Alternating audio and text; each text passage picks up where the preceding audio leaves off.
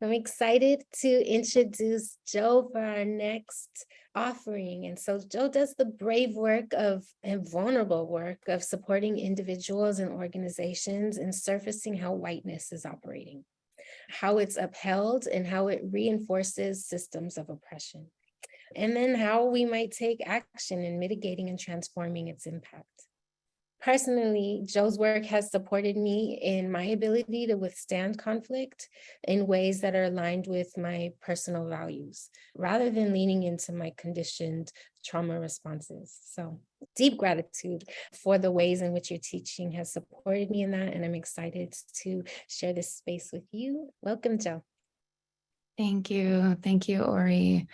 And Michelle, thank you so much for that offering of wisdom. It feels so supportive of the honor I have in inviting you all into a practice in a moment. So I am Joe Brownson, and I use she, her pronouns. I'm here on unceded Ohlone land in Oakland, and I am very excited to be here on behalf of Radical Root Collective. We are a collective of facilitators and coaches, organizational change workers, supporting schools and organizations in reimagining diversity, equity, and inclusion through centering racial healing and transformation.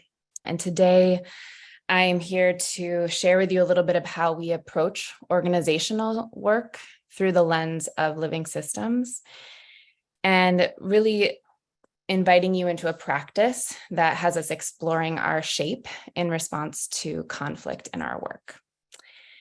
RRC approaches our organizational partners as living systems like our bodies, with similar capacities and needs as our bodies. We believe this is in direct resistance to how racial capitalism really has taught us in traditional organizational change work to think of organizations as unending linear processes that are meant to just continue growing and growing and growing, and not really acknowledging the truth that our organizations, our schools, the systems that we seek to hold and steward together are living, alive, breathing entities like our bodies. And so we really try to support organizations to look at ways that the harmful messages of racial capitalism has embedded and become part of our soil and produces structural harm that we've heard Michelle speak beautifully about, that we end up being in soil that is not nourishing us, that is not feeding what we need in our individual bodies, and therefore not in the collective body of our schools and organizations. So I'm going to lead you through one piece of work that we do that is in the lineage of generative somatics that is going to invite us into playing with the idea of our default practice inside of conflict. But first, what do we mean when we say conflict?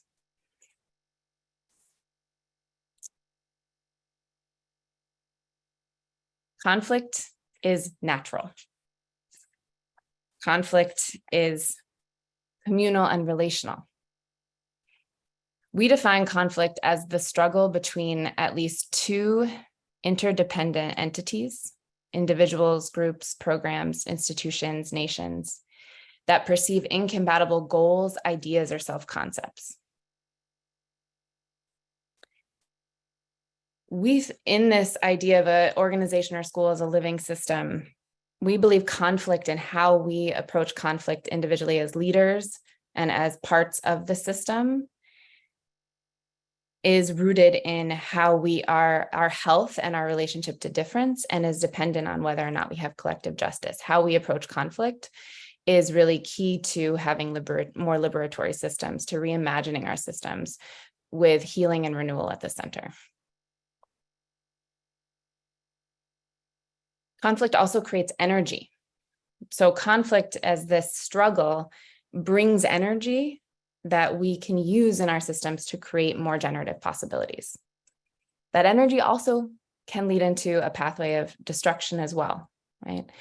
And the way in which we approach conflict and shape the energy that comes from difference will really support us in developing our healing and renewal practices organizationally. I'm going to invite you into a little reflection now. to be in relationship to this concept of conflict as a natural part of life, as part of being in a world that contains difference.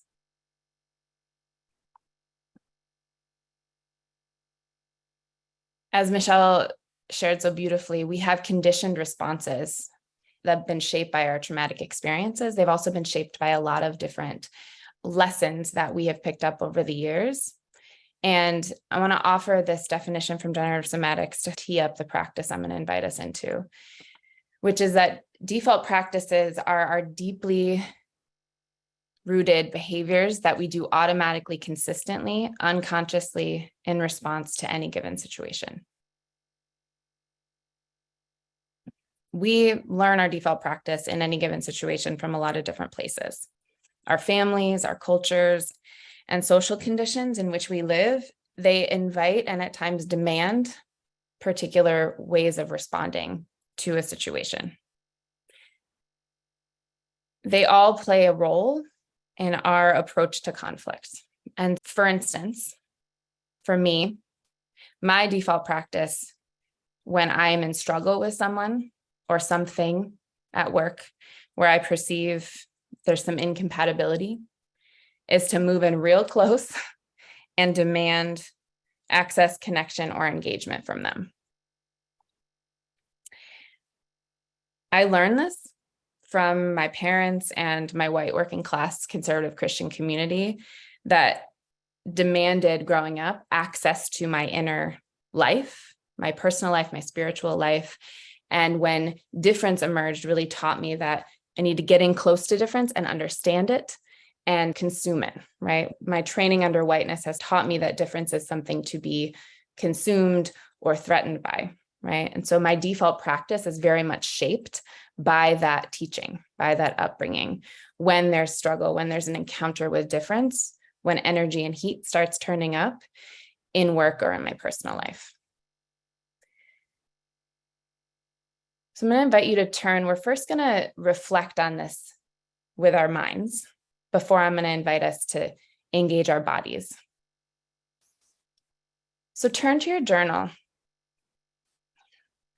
I want you to take about 2 minutes to reflect on what is your default practice in response to conflict. You might have more than one, but try and think of one and focus on one practice in response to conflict at work. And spend a little time journaling about where did you learn this practice?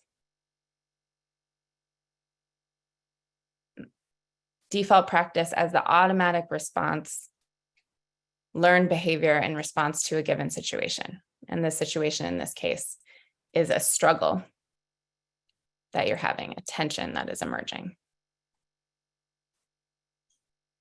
What is your default practice?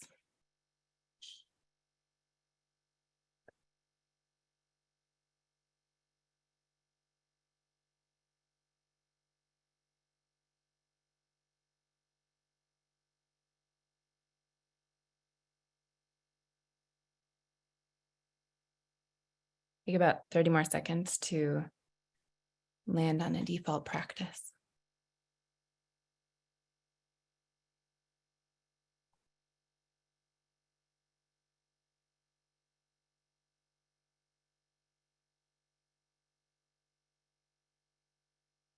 And I'd love for folks, if you'd like to turn to the chat and offer up some of the default practices in the room. When tension arises, when struggle between two or more interdependent entities that perceive some incompatibility comes up, what happens to you? What's your default? Where do you go? Thank you. Yes. Mm-hmm. Mm-hmm. Mm-hmm. Shutting down, asking questions, avoidance, withdrawal, defensiveness. Mm-hmm. People pleasing. Yep. Shut down, protect. Yes, yes, yes. Internalizing. Yep. Mm-hmm. Trying to prove I'm not wrong. But yep. Oof. Yes. Yes, yes, yes. Mm-hmm. Mm-hmm. Beautiful. Thank you. Yes. We've learned our lessons well in how to respond to conflict in a way that has served us. And as Michelle named in her keynote, when we are seeking to make more available other ways of responding to conflict, we can't only rely on the 20% of the messages that we're getting from our brain, right? We can't rely on thinking our way out of our default practices. So what I want to invite us to do now is to bring that practice that we journaled about into our bodies, to create a visual shape with our bodies of our default practice. If this is a new experience for you, it might support you to have your camera off. But I'm going to guide us through a visualization to see if we can bring that default into a shape. So I'm going to model for myself first to offer you an example, and then I'm going to guide you through this in our visualization. As I said, my default practice is to move in real close to where I perceive the source of the conflict is. I borrowed my child's lion here to model. So my default practice, my default shape that this takes in my body looks a little something like this.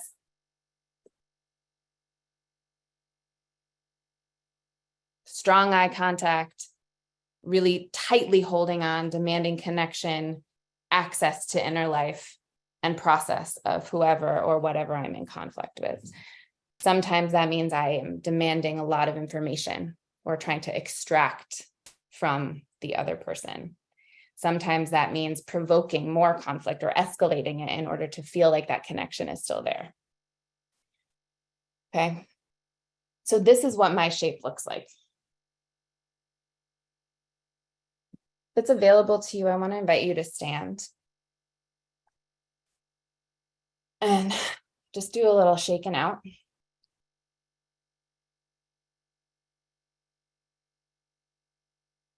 When you can get into a comfortable position, as comfortable as available to you, see if you can find your feet on the ground. And bring your attention to your breath.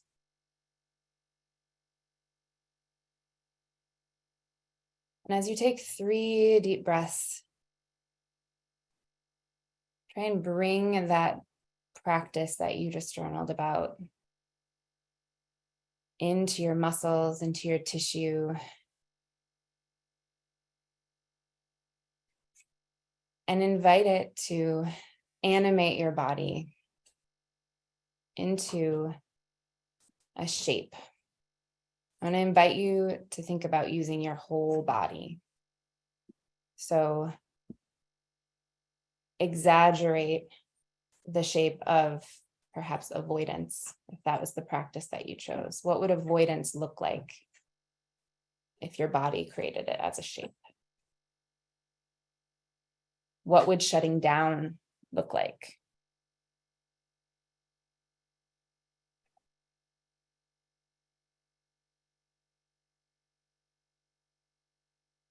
So you continue breathing and playing with this shape.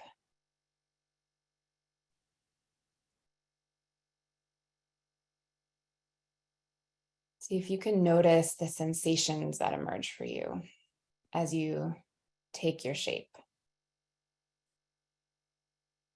Where are you perceiving tightness? Where do you notice the most sensation? Where do you notice temperature?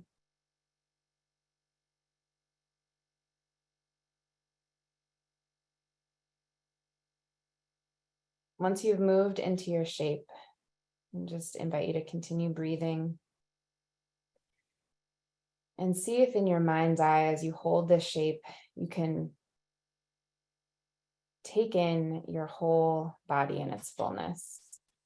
Take in the shape from head to toe. Imagine yourself outside of your body looking at it. observing that practice in form.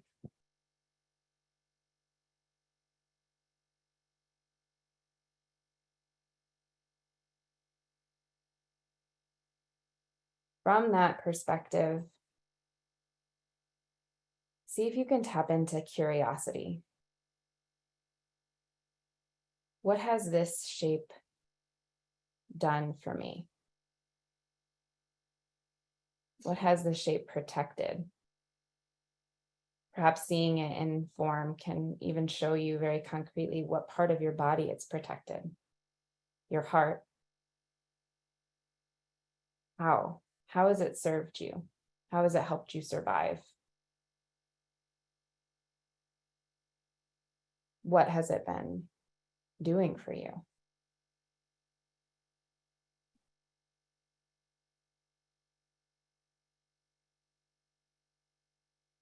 You continue to breathe and hold your shape. Just notice what emotions come up for you as you observe yourself in this shape. And wonder about what it has done for you, how it has served you, how has it helped you survive? How has it helped you move through conflict in the past?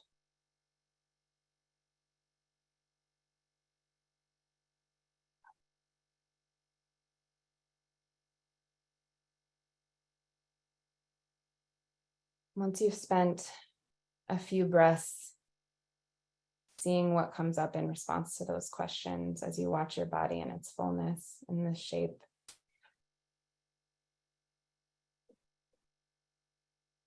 I want to invite you to offer some gratitude to that shape.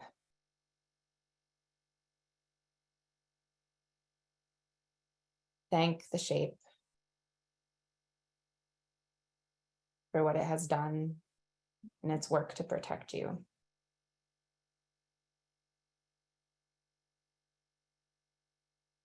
And when you're ready, notice what it feels like to release your shape. Invite some movement to your body.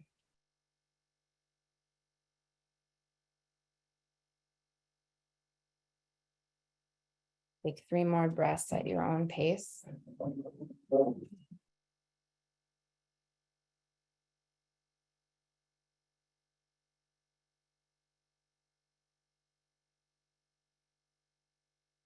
Before returning.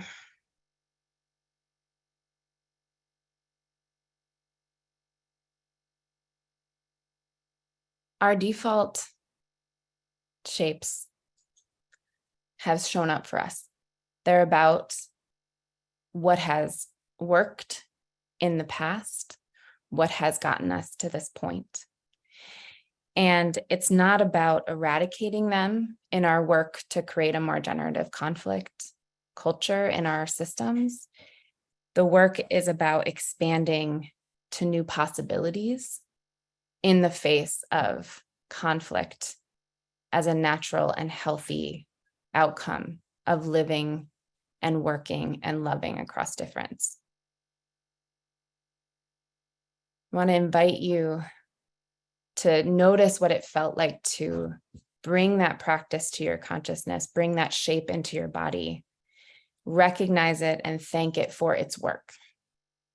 Often we're taught that these practices, because we live in such a shame-soaked culture, that these default practices that come from our lived experiences of survival are meant to be dominated, changed, willed out of our bodies. What I want to offer is that conflict as an energy, conflict as the struggle between 2 interdependent entities, has possibilities for birth and creativity, that our default practices are simply a part of how we transform. And our default practices are there for us. And health means that we can notice, acknowledge, thank them, and then move towards more expansive possibilities in the face of conflict. When we invite organizations to dream about what it would feel like to have a culture in which conflict is seen as a generative force, a generative possibility for something new. We offer this definition that generative conflict means that it's the expressed struggle between at least two interdependent entities that leads to the creation of something new. Living systems know this already. They know that to adapt, to thrive, they need to respond to difference as a potential for newness, a potential for a new possibility, new consciousness, new healing, new shape, right? I think of trees off the cliffs of the Pacific Ocean, right? That the wind and the conditions of conflict, the struggle to be on that cliffside has created this beautiful shape, right? And so what does it mean for our organizations, for our schools, to be in practice together in ways that allows for difference to be an energy that fuels us to thrive and adapt, and not to consume, eradicate, control, escalate, which is what we've been taught by dominant culture. So as we move into taking this experience in our bodies and in our reflection, I want to invite you as a part of an ecosystem to apply this metaphor to your organization. So if your school, your organization, wherever you're coming from, the system in which you do your work, that ecosystem, the next level up from your body. If your organization was a body, what would be its default shape in conflict? And for this, I want to also invite us to turn to the chat. And it's an opportunity, yes, Jabba the Hutt already in it. I love it. Feel free to drop an image from the internet if you'd like. But what shape would be your organization's default inside of conflict? When there's struggle, when there's tension, what shape does your school take? What shape does your organization take? Oh, heart with thorns. I love that imagery. What's its shape?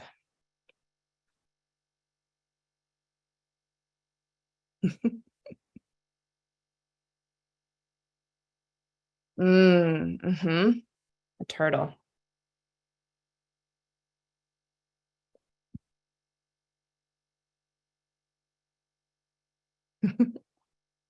Beautiful.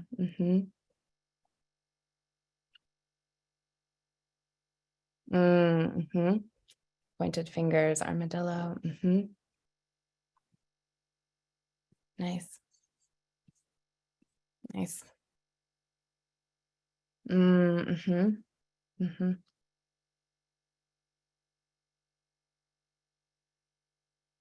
Oh, yeah. Love these.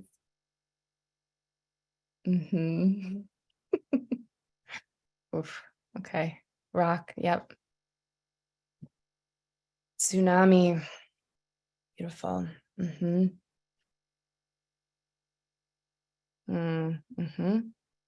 Thank you. Thank you so much for these.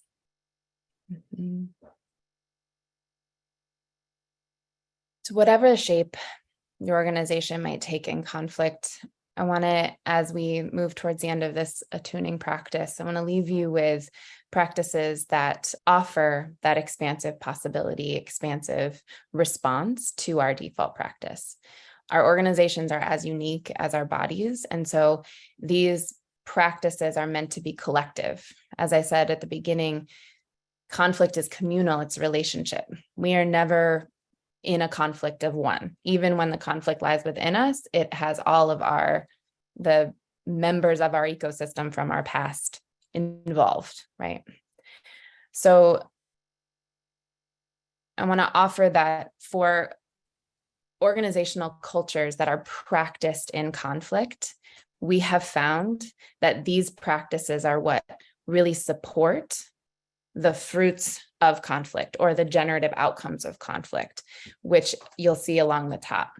when organizational cultures, when the individuals who are part of a system are rooted in these 4 practices, what we found to bear fruit in their systems has been the ability to address harm, to apologize and communicate boundaries, to create space for learning, right? You'll see a lot of crossover in Skur's conception of renewal here, right?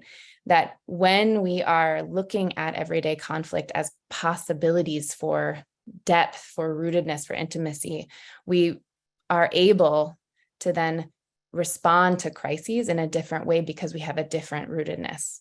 We're like oak trees connected with one another. As we close, I'm going to speak to each one, and I want you to, the bottom 4, I want you to listen through the lens of which of these practices might speak to and be in conversation and support my default practice. So in other words, for me, my default practice, again, is to move in super close, right? And to get very tight with my conflict. And that often means that I escalate or speed up the conflict. So to be in a space of acknowledging that there's tension and not moving so quickly to get access to why, I can shift the pace. I can speak to that default practice of mine by saying, oh, there's space that's needed here. There's agency that this other person or entity has.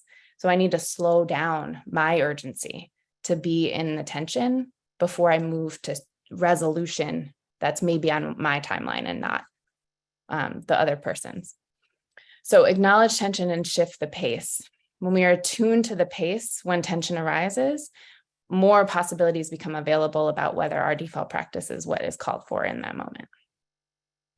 Taking collective responsibility for solutions. When an organization is practiced at understanding conflict as a collective, it's happening in the context of a collective, and it's not just a perpetrator-victim dynamic, that creates resilience and sustainability underneath. Addressing power dynamics means that we are not ignoring that power plays a role, and we're also not reducing power to one kind of power. We are acknowledging and empowering all of us to know that we have power in relationship. And then holding strong emotions means that in our spaces of collaboration, we particularly, when we're thinking about how strong emotions are held within our bodies collectively and individually, organizations that do this well create spaciousness for emotions to be given permission, for rage to be felt and not fixed, for anger and sadness to be an okay way to show up to our meetings. The question of pace that I'll come back down to is mutual pace. It doesn't necessarily mean, when we're saying shifting the pace, it might mean something different for different people, but generally it means slowing down. It means really understanding the pace of that we're living under contextually and inviting the curiosity and question of, are we moving at a pace that allows for some of these other practices to come into play in our collective work together?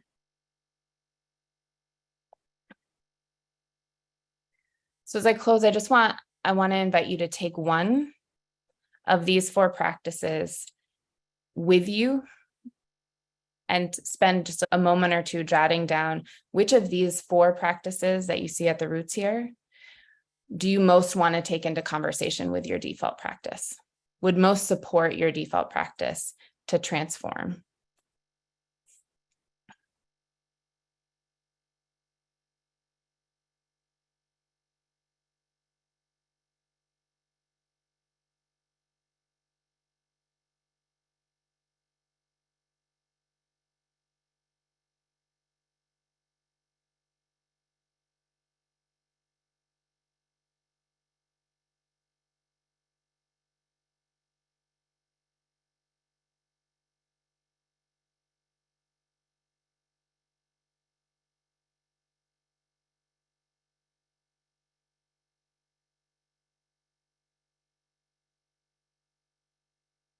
Yes. Choose one: holding strong emotions, address power dynamics, take collective responsibility for solutions, acknowledge tension, and shift the pace. Which of these practices will be most supportive of your default practice in transforming?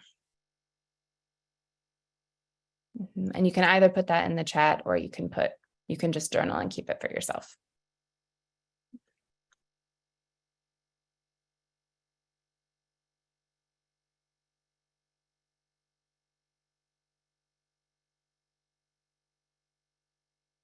I know that we're coming up on the end of my time, and I just want to end by offering a lot of gratitude. There is a fuller resource on generative conflict on the SCR, that's how I like to say SCR, on the SCR website as a outcome of our collaboration. And I'm very honored to be here on behalf of our collective, and thank you for having me. Thank you, Jo. We are really so grateful to be a partner of the Radical Root Collective. It's a little bit of a loving joke, SCRR, RRC. There's not enough R's and C's in the world. I want to really encourage us. Also, hi, I'm Leora. I haven't been on screen yet today, if we haven't met yet. Leora, SCRR Project Director, and on the team with Nikki and Ori.